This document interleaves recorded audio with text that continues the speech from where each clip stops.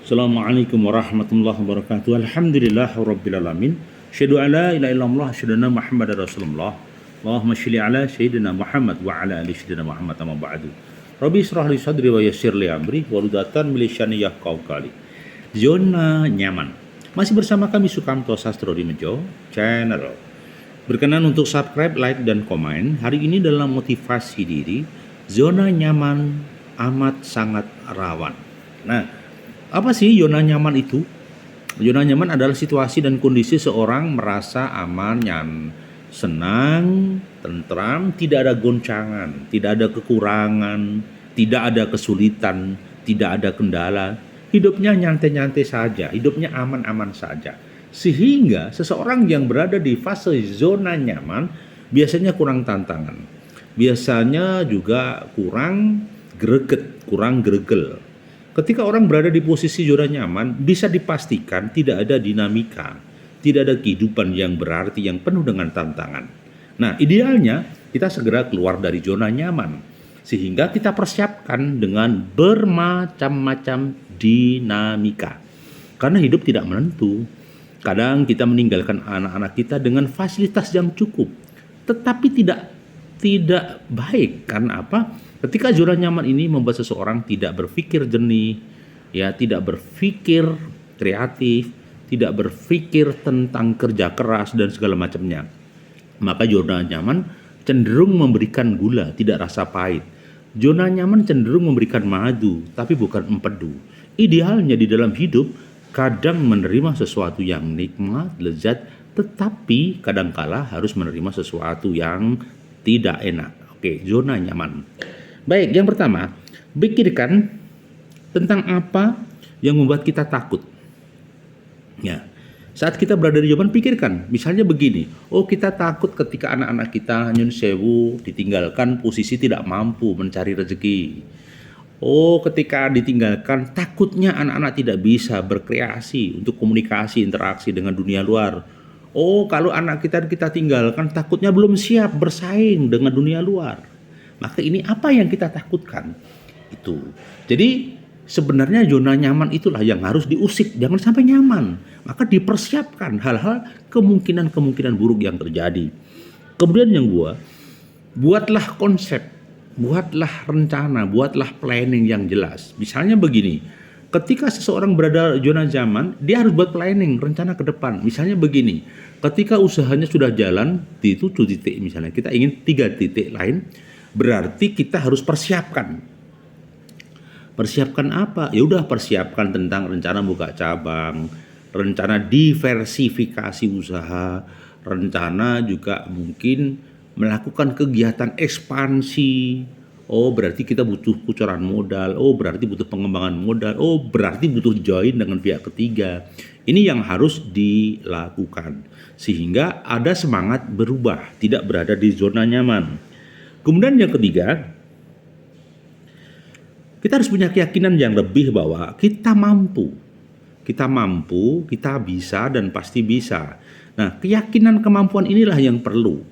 Kalau kita tidak merasa yakin, tidak merasa mampu, pasti zonanya nyaman, kadang takut bergerak, takut berubah, takut tantangan, takut mengerjakan sesuatu yang beda, takut memunculkan produk baru, takut memunculkan bisnis baru. Karena kita terlanjur di zona nyaman. Maka jangan pernah takut. Maka yakinlah bahwa kita mampu mengeluarkan produk yang hebat. Yakinlah kita mampu mengeluarkan produk-produk unggulan dan pilihan. Yakinlah kita mampu mengeluarkan produk yang bisa bersaing dengan produk lain.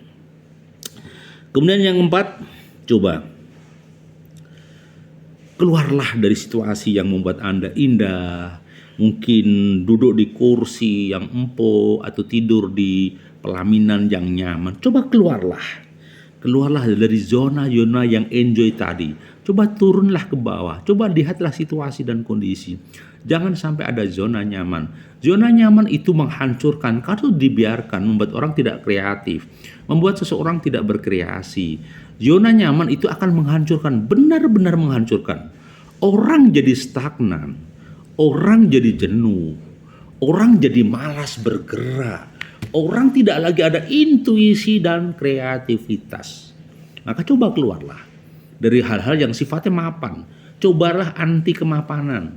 Cobalah anti kenyamanan. Coba temukan hal-hal yang sangat positif di dalam kehidupan kita. Ya. Kemudian bagaimana dengan teman kita, rekan kita, apakah kita didukung? Oke lah, kita sampaikan, keyakinkan anak buah kita, sampaikan kepada tim kita bahwa kita butuh dukungan. Kita harus butuh lebih optimis, kita harus butuh kerja keras dan keyakinan yang baru. Nah, maka ketika kita ada dukungan optimis, maka kita akan keluar dari zona nyaman. Hanya saja, dukungan yang kayak apa? Kalau dukungan doa gampang, dukungan nasihat motivasi gampang. Kalau sudah teamwork atau super team, maka terjadi adalah harus butuh dukungan kinerja. Eksekusinya pun harus diamini, di ACC. Kalau butuh dukungan hanya dukungan lesan, tidak ada dukungan kerja, ya jas buka iket blangkon, sama juga sami mawon. Artinya tidak ada dukungan. Makanya kita harus butuh dukungan yang lebih yakin dan lebih optimis. Nah,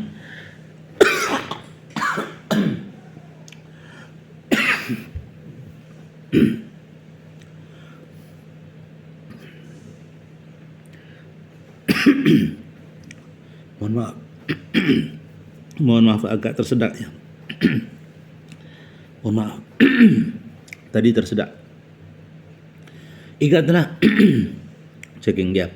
Ingatlah bahwa kita jangan sampai melakukan sesuatu yang monoton atau membosankan. Karena zona nyaman itu kesannya monoton, membosankan, menjadi bermasalah. Jadi idealnya jangan monoton, jangan membosankan. Kalau seseorang monoton, membosankan, ini jadi masalah baru. Jadi dalam kehidupan ini sekali lagi jangan monoton, jangan membosankan. Kalau monoton membosankan, ini akan menjadi masalah, kawanku. Jadi sekali lagi, lakukan langkah, lakukan sesuatu yang membuat kita kuat, kokoh dan tidak nyaman. Ya, oke. Jangan memasuki zona nyaman ini menjadi masalah. Maka terus lakukan kreasi, intuisi, gerakan yang baru, langkah yang baru, ide-ide baru, kreativitas yang muncul. Selagi jangan berada di kasur kenyamanan, tetapi teruslah bergerak dan berkreasi untuk melakukan sesuatu yang lebih. Kemudian yang ketujuh, jadi ketika kita sudah bekerja keras, sudah eksis, maka jangan segan-segan memberikan prestasi diri. Entah mungkin kita pergi suatu tempat refreshing, entah ke suatu tempat kita mencoba melakukan muhasabah diri, tetapi berilah penghargaan pada diri sendiri. Keyakinan bahwa upaya kita keluar dari zona nyaman sudah terselesaikan. Nah, ini yang terpenting. Pak, bagaimana sih zona nyaman itu efeknya ketika keluar gimana sih?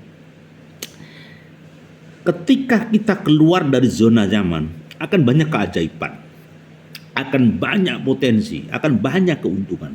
Yang pertama adalah kita akan berkembang lebih dahsyat.